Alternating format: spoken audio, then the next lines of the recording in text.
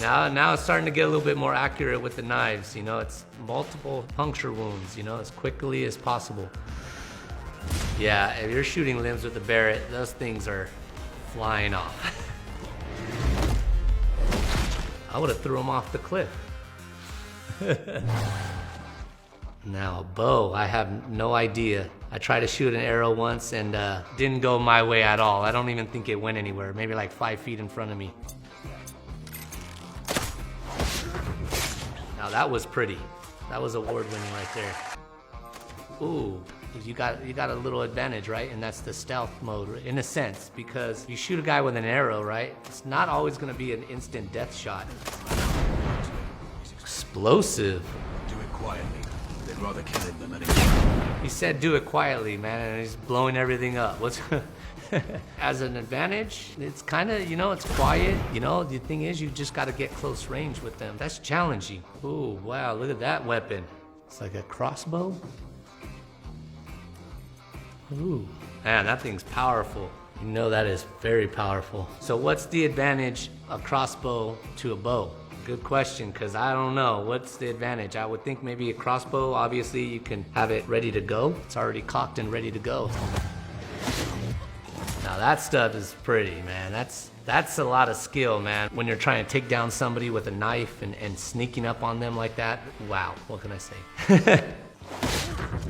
Takedowns are taught, and I would willing to bet that a lot of specialized entities above traditional military special forces are trained, but you rarely see it. I'm willing to bet a lot of people will definitely prefer a weapon as opposed to hand-to-hand. But right there, guys, where he just stabbed the guy through his vest or whatever, you don't know if he has a plate there. So if he had a plate there, if I was using a knife and I had to go up on these guys and they're soldiers, I would automatically assume that they're wearing plates. Right there, see, that's nice. Those quick little stabs, multiple. I would have threw him off the cliff.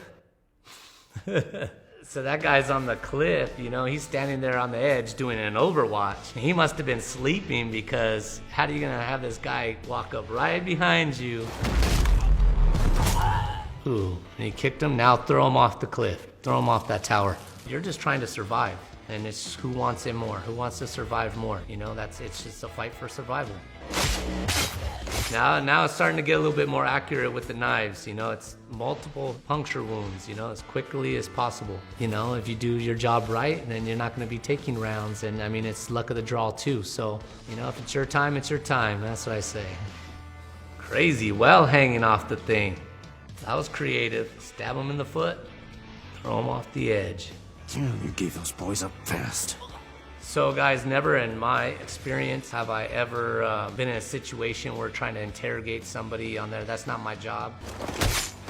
Oh, and he still got killed. I don't think people would be giving you information like that in that situation. I think those guys would be yelling for their friends and trying to alert the people around, where they're trying to interrogate people, you know. So that's a really tough situation in real life, because if you capture somebody, now you have to keep them alive.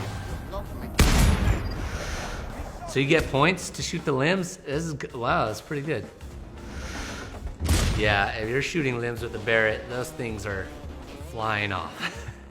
It's a very big round, you know. It does a lot of damage, but typically you want to use the Barrett on light armored vehicles and things like that. It's gonna be messy, guys. It's gonna be messy. That round spinning like that, you know, it reminds me of even RPG, you know, the rocket propelled grenade. I got one shot and it went right by my face from here, maybe like 5 feet in front of me, but it was going by, and I see it in slow motion just twisting. It's kind of real, because when things start hitting the fan, you know, you start to see things in slow motion a little bit. You see the littlest details. It's pretty cool. So he's taking that shot standing up. That's hard to take a distance shot standing. At least maybe you want to take a knee, get a little bit more stable in your platform. That was intense. So guys, you're never gonna really be shooting limbs. It's a harder target, right? Because the limbs are always moving, one. And two, it's a smaller window to hit, right? He's shooting while these guys are on the move, trying to hit somebody on the move, you know, center mass, trying to take out a limb specifically while he's on the move. Very, very difficult. And heads will definitely explode with a 50 cal. As a sniper, you want to take the most accurate and deadly shots as possible. Every time you fire that round, you want to make it count. So no headshots unless you're, you know, in hostage situations or you're in close area environment, maybe 100 to 200 meters, I would say. But if you're just trying to do fun in games, take off those limbs.